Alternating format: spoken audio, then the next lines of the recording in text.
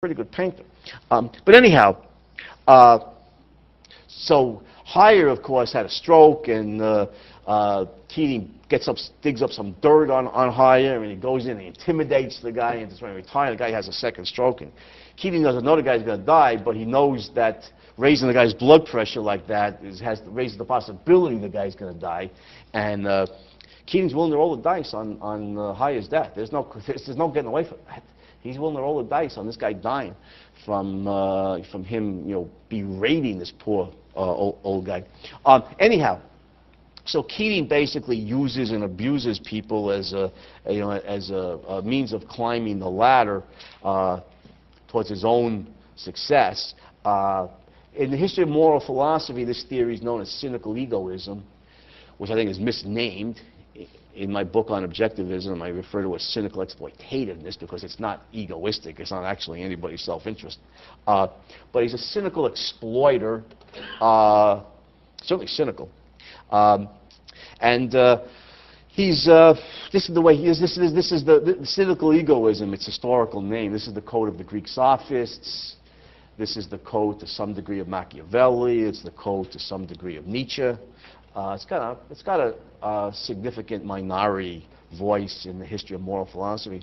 And this is Keating. So he's normally thought of as an egoist. He's step all over anybody. Just get what you want.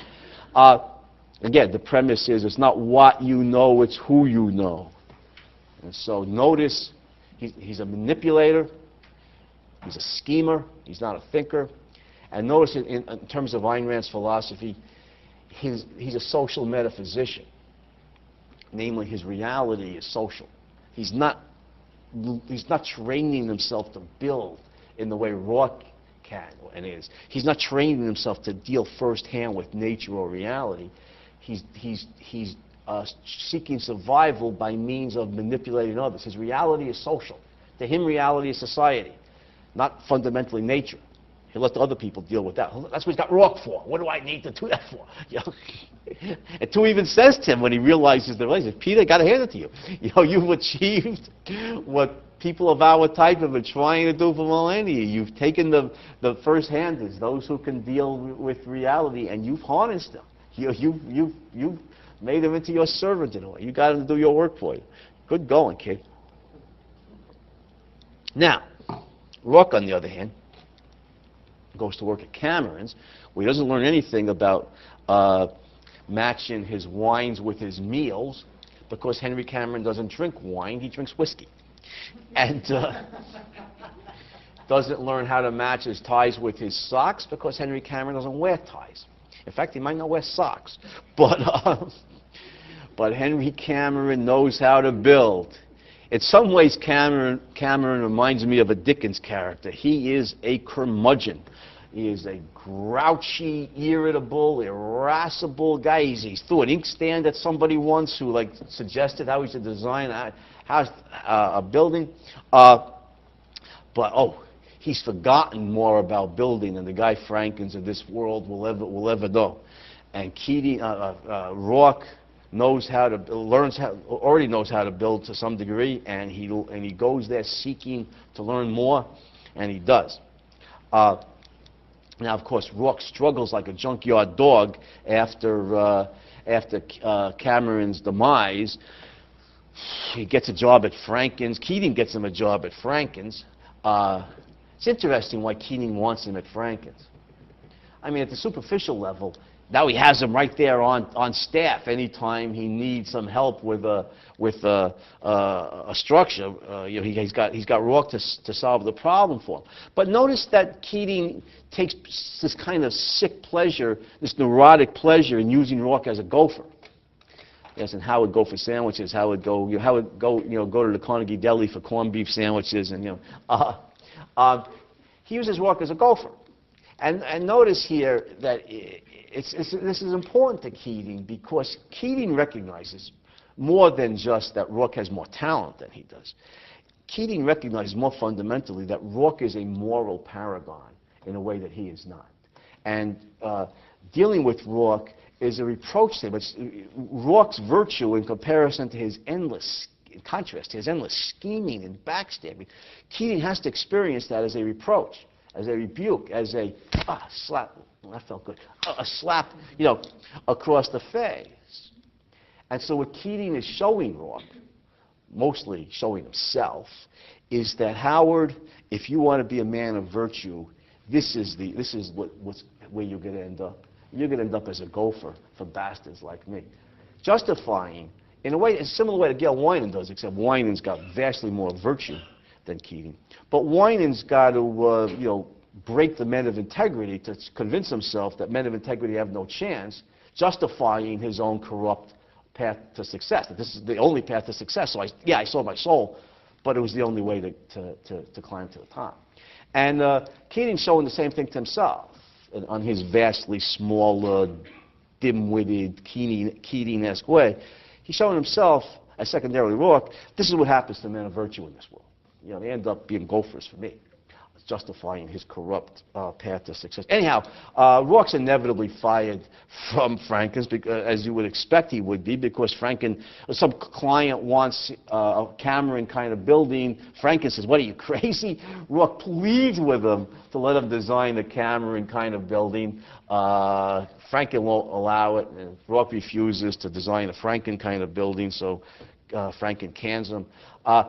John Eric Knight, interesting character, the eclectic, anything goes. He'll have a modernist, he'll have a Renaissance guy, a classicist, lump them all together in some clashing farrago or hodgepodge of some abortion of a building at the end. That's his final product.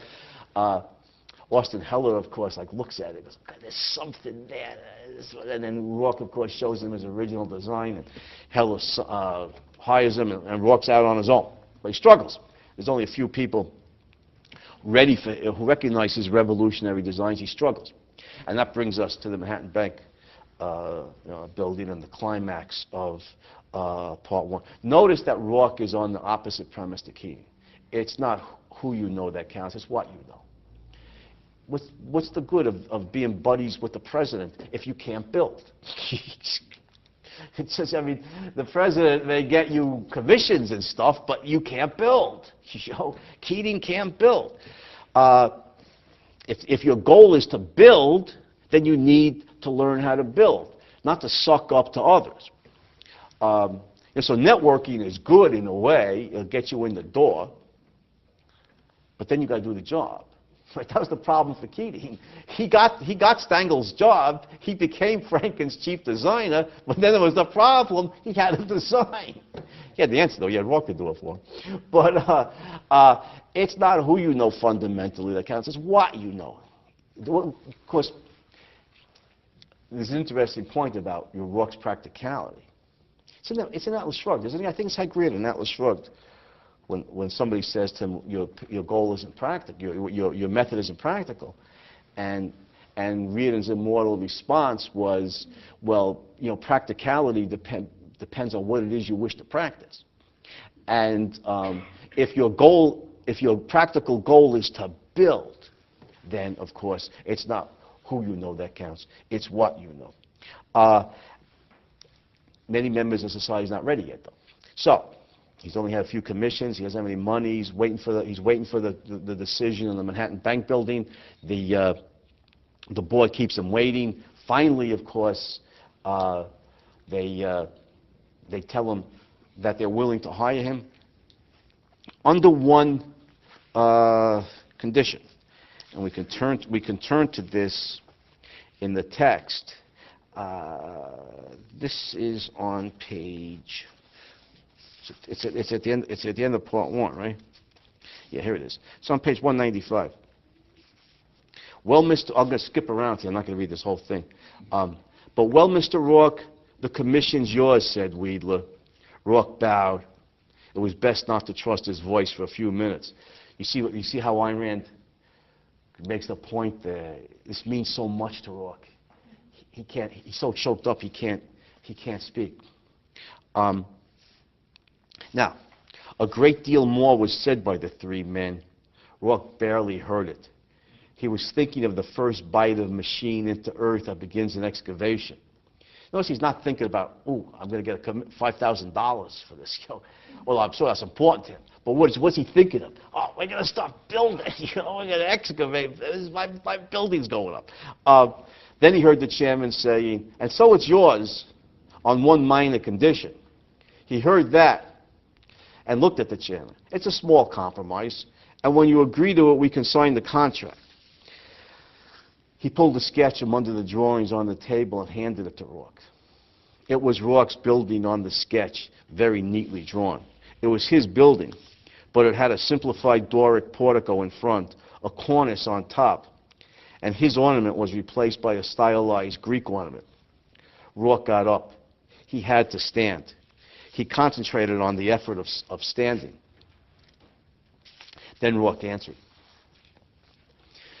The men could not classify the tone of his voice. They could not decide whether it was too great a calm or too great an emotion.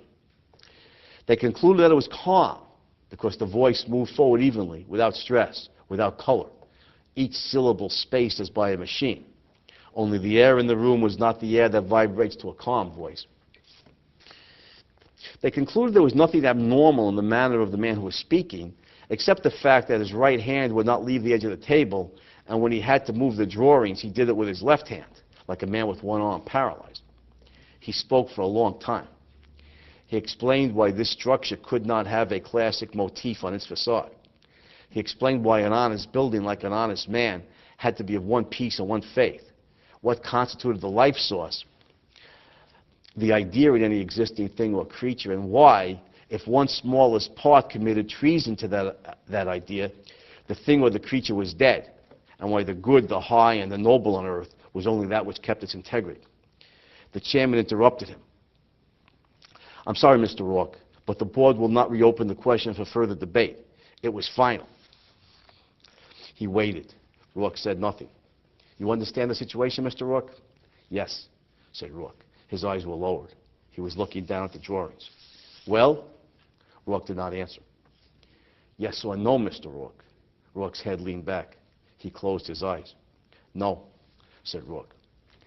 After a while, the chairman asked, do you realize what you are doing? Quite, said Roark. Good God, Weidler cried suddenly. Don't you know how big a commission this is? You're a young man. You won't get another chance like this. And, all right, damn it, I'll say it. You need this. I know how badly you need it. Roark gathered the drawings from the tables, rolled them together, and put them under his arm. It's sheer insanity, Weidler moaned. I want you. We want your building. You need the commission. Do you have to be quite so fanatical and selfless about it? What? Roark asked incredulously. Fanatical and selfless. Roark smiled. He looked down at his drawings. His elbow moved a little, pressing them to his body. He said, that was the most selfish thing you've ever seen a man do. Wow. What a scene. And what a line. That was the most selfish thing you've ever seen a man do. All right, he's starving, or practically. He turns down a major commission that'll bring him fame and recognition in order to stand by a moral principle, and calls that the most selfish thing you've ever seen a man do. That, of course, did Ayn Rand forget to eat her Wheaties the morning she wrote that scene? How is that selfish? And your agenda? Yes, I'm curious if you could talk about the fanatical part. I've never heard something so fanatical. The fanatical part, yeah. Fanatical and selfless. Yeah, I think